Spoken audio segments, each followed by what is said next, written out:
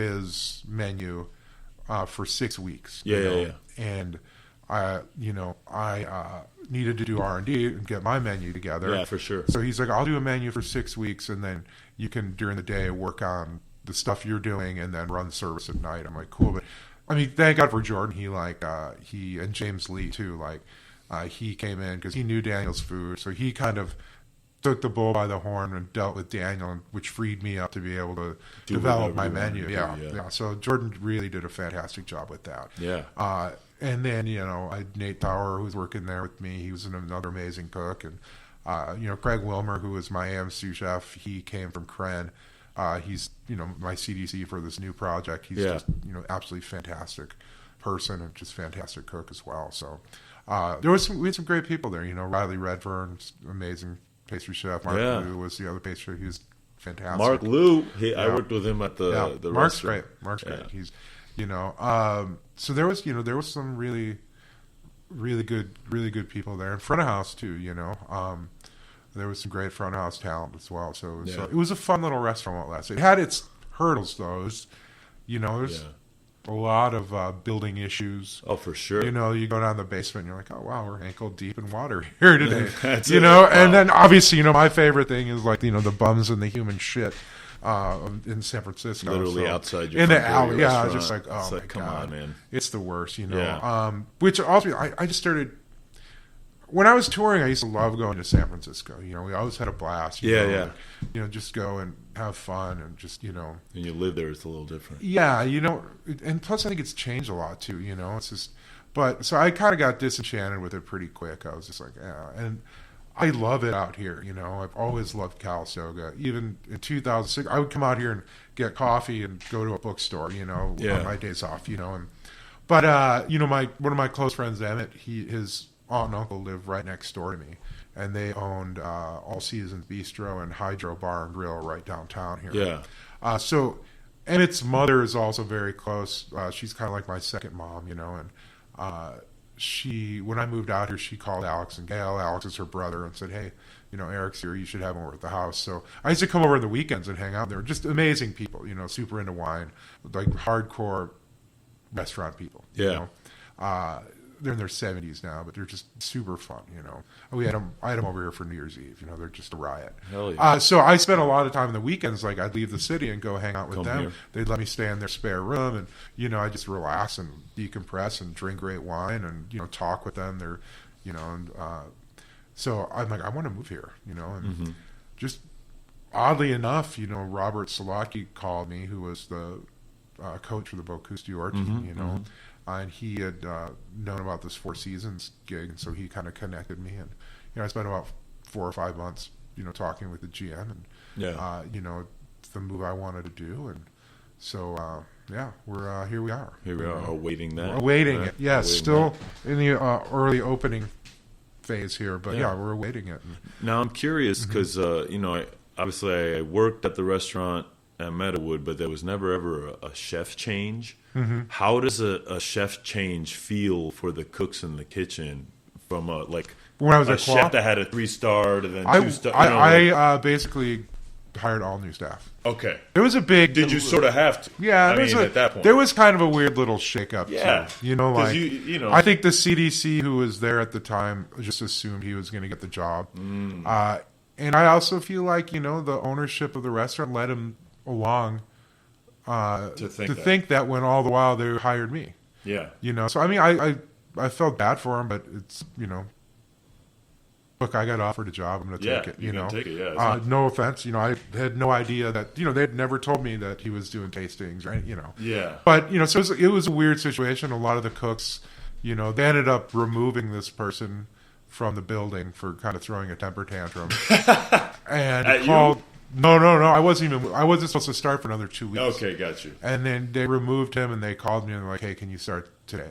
Yeah. I'm like, "Yeah." So that's actually James Lee and Jordan came in. Yeah. I called both of those two up. I'm like, "All right, you guys want to help me out with this?" And so all three of us showed up at 3:00 on a Saturday. Yeah. And literally, there were one of the cooks was crying. I'm like, "You're a grown man. What are you doing?"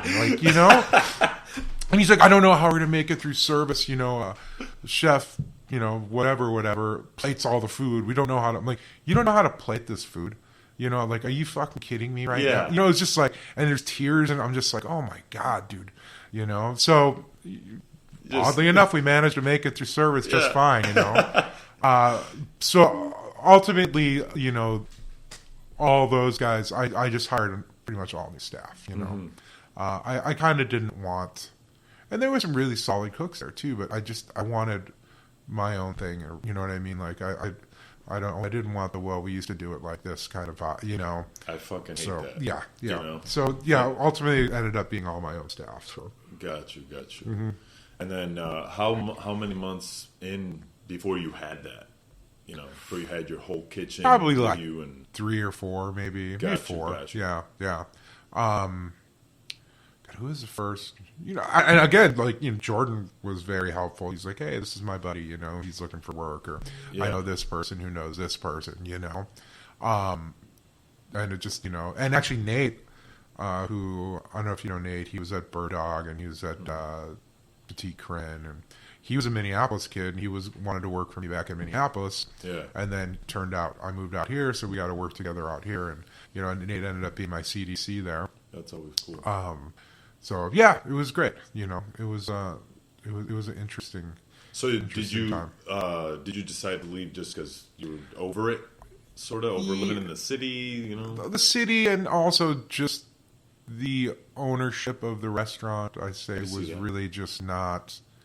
Not what you wanted to be a part of. Exactly. Yeah, it was just not a vibe that I just didn't want to be associated with it. And, there's definitely a lot of smoke and mirrors with how certain people would portray themselves via social media, and the reality of the situation was something completely different. That is some horse shit. It is horse shit. When you use social media as a tool to show your best side. Yeah, and then like it's the exact opposite, and everybody knows it. Yeah, so again, I'm.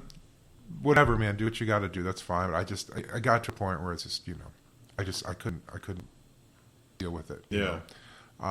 So that's when I started looking at this. And plus, like, I love it here. Like, being out here physically, like, makes me feel good. You know what I mean? Like, it's just like, it's great. Yeah, it's a great space. Walk all the time.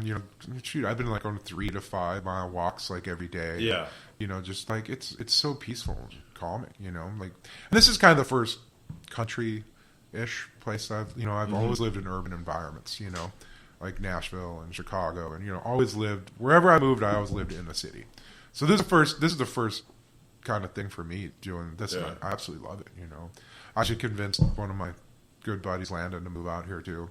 All right. So it's good to have some old friends here and meet new people, and for sure. It's a cool town. What kind of if I can ask, what kind of food are we talking here? Is it going to be more fine dining, or do you think? That's a good question. I mean, I think I lean towards that side more for me because it's technically challenging. Yeah. And it engages me on a day-to-day basis. I can see that. And I was like, what I cook and what I like to eat are generally two different things as well. I think that's for all of us, man. So it's like, but it's weird. You meet people who aren't in the restaurant business. They think like you eat like that every day. Or yeah, it's like, no for way, sure. Man. No, you don't. No. Like, dude, I'd rather have. You're like I'm dehydrated and I eat fast food. Yeah, like, totally. Yeah, exactly, man. Like if you went in my freezer, there's just frozen pizzas. And exactly. Frozen dumplings. Yeah, Trader totally. Joe's. Totally. Amazing. I love frozen dumplings too. Dude, the ones from Trader Joe's. Really? Dude, I've had them a couple times. Trader Joe's has the best, like, ready-to-eat. Have you had their cookie butter? No. Dude, it's... What? Like the speculoos? They're like the cookies you get on Deltas. Yeah. Like, they do a cookie butter like that. And it's like the texture of peanut butter, but it's fucking like speculoos cookies. What? It's insane. Dude, you have to... Next time you go to Trader Joe's, get their cookie butter. It's going to blow your mind. All right. I went on a couple months where I was like, holy cow, dude. Like, this shit's amazing, And then you look at it and you're like, wow, this is really bad. Really bad for you. Yeah, totally. But. So, during pandemic, what have you been up to? Just kind of... Well, yeah, I mean, just developing the menu here. Yeah. So, I mean, I guess I should, obviously, it goes without saying that, a restaurant should really kind of be an expression of the local surrounding, Exactly. So, I think I like to think at this point we've evolved far enough to where that should be a given. You know, like I always hate like farm to table, like someone who uses that as a platform. It's like fuck off, you know. It's like it should be at this point you're a responsible human being. Yeah, and that's how you do things. That's how you do things. Yeah. You know, when I first when I went to stage at the restaurant, I'm like, chef, I came from this place. It's a farm to table restaurant, and he's like, all restaurants are farm to table. Yeah, like, there's a farm in there somewhere. Stupid. I was like, I'm so sorry. All right, duly noted. Exactly. So I've been just really like a lot of reading, a lot of menu development. Like I said, we have a small test kitchen we've been working on when we can. Writing menus, rewriting menus. You know, me and Craig get together every day and, you know, kind of go over stuff. And you know, it's difficult because, you know, trying to figure out what season we're going to be opening in and changing it, you know. You're just going to have to exactly. have 4 menus ready. Yeah, pretty much. Actually, we're in California, 6 menus. Yeah, 6. Exactly. One for the month of April. Yeah. So it's, you know, a lot of that and learning, you know, I've never really done anything like this with a company of this size. So, you know, there's a lot of positive stuff to learn and, you know, just kind of understanding how the company works. Yeah. Is there a build out or do you kind of know what the space is going to look like? It's really cool. Yeah. Okay. Gotcha. Yeah. So, it's cool, man. You know, I think, I'm super happy. I'm really just excited to get back in working and, cooking on a day-to-day. It's been, a year and a half since I've actually ran a kitchen. Yeah. You know, I've had a few dinners and stuff, but nothing too crazy, you know. And I also been trying to learn a little more about wine, obviously, because it's, you know, where we're at. While you're here. Yeah, I mean, there's some great winemakers. You know, my buddy Kate and Modi is, I've learned a lot from him. He's, you know, he really comes in all the time. Yeah, you know, Kate. Yeah. He's such a great person and is just like, I didn't really like understand. I mean, obviously, you know what wine is, but like when he walked me through his vineyard and just hearing him talk about it and the way he talk, you know, it's kind of just a light went off in my head. I'm like, holy shit, like that's fucking how it shit should be. Yeah, totally, man. So, you know, I just think he's super talented and, you know, I dig what he does and, there's just, you know, just trying to like immerse myself in this place, you know, and learn more about it and, you know, go on a lot of walks and, you know, it's just, it's pretty much it. Just counting down the days, hopefully, for this shit to wind down. I hear you. Is there any chefs right now in the world that you're like, man, any new people come up and come in that you're like, I gotta go to the restaurant once this shit ends? Man, I just ate up at the Harbor House. I would love to check that out. Yeah, God damn, it was really good. Yeah, delicious. Yeah. I mean, he's sitting there being like, there's I can't just order produce, right? Yeah, so yeah. You gotta just like figure it out. I don't know, to be honest. Like, I mean, there's people I like. You know, I absolutely love Paul Liebrandt, and you know, I love his work, and you know, Josh, actually, my old business partner at Bastion in Nashville, is doing cool stuff, and Trevor is too. I'd love to see what, you know, Baxter, who's currently the chef at Catbird seat, his food looks fantastic, you know. You know, young, I guess for me it's like, let's see what's open when the smoke clears. You know what I mean? Like, it's like shit. But I just can't, you know, it's weird. I love traveling, but it's like, I just want to go somewhere so bad right now. You know, probably because we can't, you know, I just keep like, I want to go back to Paris. Well, everybody seems to be going to Hawaii. Yeah, like the locals are getting pissed off. Yeah, it's like supposed to be the safest right now for that's the what, best that's what they said. Maintained or controlled or something. I mean, Napa was for a while. Yeah, you know, during the whole thing, it was like, our numbers are low, but it's like, what do people from San Francisco do? They come here. Here. So when I got back from Montreal here, it was like, I think there was under 100 confirmed cases. Yeah, you know, and then it just kept going up and up and up. But I have high hopes, you know, and I also really think that when this, you know, I remember actually me and Josh were talking a few weeks ago, and how, you know, he brought up this one. He read this article how the Spanish flu in 1918, the Roaring Twenties were kind of a direct result of that. Yeah. You know, when people could get out, they were like, "Shit, we're going to go party and just go crazy." You know, so I have kind of a feeling it's going to be like that. When for sure, I think restaurants and nightclubs and bars are going to boom. They're going to boom, again. yeah. Whoever's alive out there. 100%. There's going to be a baby boom. Well, I think there is already one happening this year because everybody's inside. Yeah, So there's see. a total baby boom inside here.